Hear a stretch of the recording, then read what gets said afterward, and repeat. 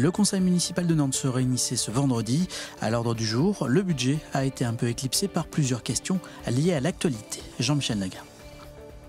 Oui, l'arrivée de la PSQ est une bonne nouvelle. Oui, je suis personnellement satisfaite. Et sur ce point, majorité et opposition sont d'accord. Dans un an, la PSQ, la police de sécurité du quotidien, sera donc mise en place dans 3 quartiers nantais, Bellevue, Malakoff et les Dervalières.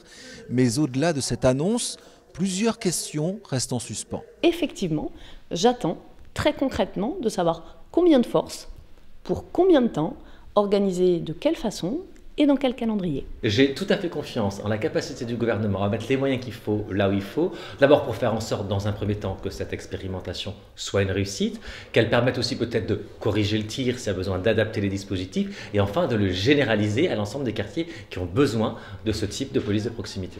Une autre actualité a fait beaucoup plus débat ce vendredi. Une subvention de 22 000 € au centre lesbien, gay, bi et trans LGBT. L'association avait bénéficié de cette aide de la ville il y a 2 ans, en 2016. Mais le tribunal administratif vient de la condamner à rembourser cette somme en lui reprochant une réunion d'information sur la GPA, la gestation pour autrui. Si c'était agi d'un débat concernant la GPA, il est évident qu'on soit favorable ou défavorable à cette pratique, qu'on a, et heureusement, le droit d'en débattre en France aujourd'hui. Enfin, ce serait quand même fou qu'on ne puisse pas échanger sur des sujets comme cela.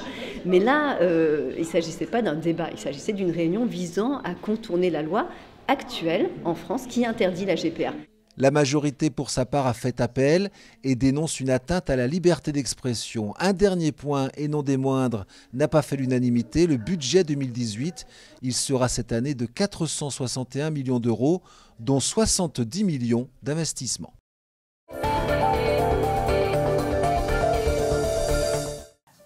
Jour de conseil municipal également du côté de Saint-Nazaire. Le budget de 151 millions d'euros a été adopté. Un budget contraint pour l'équipe de David Samzin qui doit faire avec la baisse des dotations de l'État. Il faut vérifier ces frais de fonctionnement, vérifier que nos investissements ne génèrent pas plus de frais de fonctionnement, mais vérifier aussi tous les frais financiers, les subventions que nous versions. Et donc c'est bien évidemment être de plus en plus rigoureux partout. Partout, nous regardons à l'euro près et nous gardons des marges pour investir, si et seulement si on a la capacité encore à s'endetter, parce que Saint-Nazaire est une ville peu endettée. Je ne suis pas sûr, au moment où je vous parle, que le gouvernement va nous autoriser à augmenter la dette, alors que nous serions encore les bons élèves parmi les autres. Bientôt une nouvelle vie pour les abattoirs de Rezé. À partir de juin 2018, ils vont devenir une zone d'art et de culture. Ce projet temporaire, nommé Transfert, est porté par l'association Pick Up Prod. Claire Villalon. 15 hectares à transformer et à imaginer, c'est ce que propose Pick Up Production avec son projet Transfert. Le terrain des anciens abattoirs de Rezé va devenir une zone d'art et de culture. L'idée, c'est vraiment un projet expérimental, donc on avance jour après jour. Et donc on va avoir de quoi accueillir du public, de quoi boire un verre, de quoi manger, de quoi accueillir des propositions artistiques, aussi bien plastiques que spectacles vivants. Et des choses qui vont évoluer tout le temps. Ça veut dire que le 30 juin, le site aura un aspect, aura une base d'accueil. Et cette base, elle va évoluer au fur et à mesure de l'été, au fur et à mesure des années, pour se développer, peut-être aussi par moments rétrécir. Tout ça, ça va s'inventer, ça va se définir en fonction du projet, de comment ça se passe, des rencontres qu'on va faire. Le remorqueur va déménager sur le site ainsi que le centre socioculturel de Rezé. Un projet qui se veut donc collectif dans un quartier en pleine mutation avec prochainement la création de Pierremille-les-Îles. La transition, elle est en cours. Vous avez dû voir ici que beaucoup d'activités se sont transformées. On est sur un site alternatif. On a une nouvelle économie qui s'installe, l'économie circulaire, l'économie sociale et solidaire. On a Scopelli, on a la ressourcerie de Lille. Donc il y a une volonté de mutation et de transition. Pour l'accompagner, rien de mieux qu'une réflexion culturelle et artistique. Enracinée, bien sûr, parce que ça doit s'inscrire aussi dans une démarche plutôt d'éducation populaire pour que les citoyens aussi puissent avoir toute leur place. Cette zone d'art et de culture ouvrira ses portes le 30 juin prochain lors du lancement du voyage à Nantes et durera 5 ans. Pour en savoir plus, une rencontre publique est organisée le 20 février prochain à la Maison des Îles.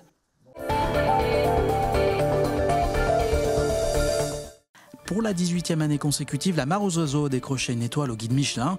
Une satisfaction pour Eric Guérin, le chef de Saint-Joachim, qui compte même ne pas en rester là. Ça fait 18 ans que j'ai l'étoile à la Mare aux Oiseaux et pour moi c'est toujours une satisfaction, mais une chance, mais aussi la notification. C'est-à-dire qu'on a travaillé pendant une année, on s'est défoncé, on a vraiment essayé de faire le maximum.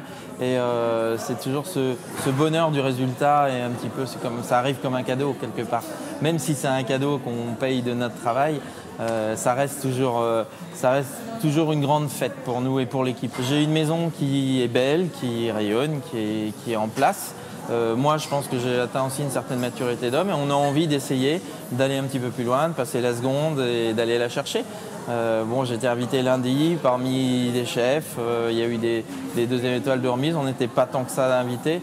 Je pense que c'est peut-être un bon signe. Et en tout cas, j'ai envie de le prendre comme ça et j'ai envie de me dire, allez, l'année prochaine, rendez-vous au même endroit, quoi, et à la même heure, avec peut-être 2, on va voir. C'est pas moi qui décide de toute façon.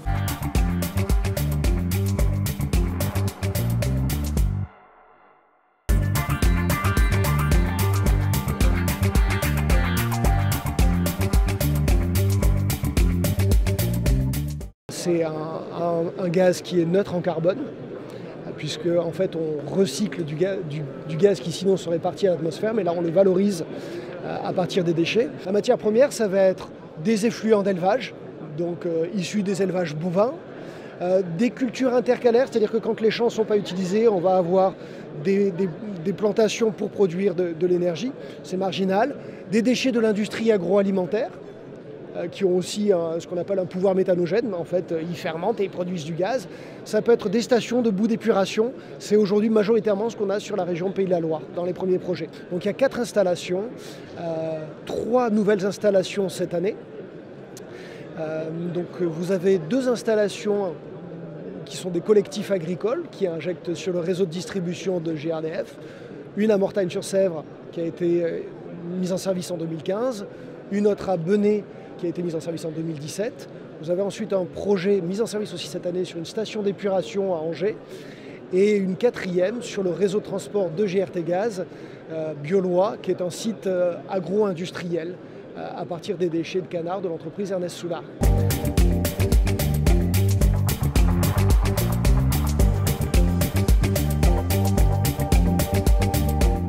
Le biogaz est très intéressant parce que c'est un gaz qu'on produit localement. On n'a pas besoin de l'importer, ce n'est pas du gaz qui va venir de Norvège par exemple. Il est produit localement et donc sa valeur, elle reste sur le territoire. C'est produit à partir de ressources de nos territoires et on va pouvoir le consommer localement avec, en termes d'émissions de CO2, un bilan qui est neutre. Et puis quand on est sur des véhicules qui roulent au gaz, il n'y a pas de particules, il y a beaucoup moins de NOx, il n'y a pas de poussière.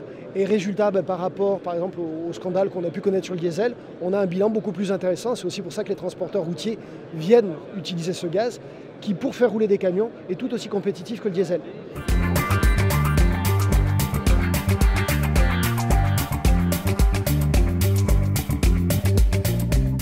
On est vraiment sur un développement extrêmement important. Pour le coup, la transition énergétique, c'est un sujet qui monte en puissance depuis une dizaine d'années. Le réchauffement climatique fait qu'il faut accélérer les choses. Et là, tout le monde est en train de se mettre en route pour garder effectivement des technologies ou des choses qu'on connaissait dans les années 40. On utilisait le gaz pour la mobilité. Voilà, on est en train de retrouver ces technologies et de les faire accélérer, de leur faire prendre une taille qui va permettre d'y arriver pour le coup maintenant avec des critères économiques plus favorables.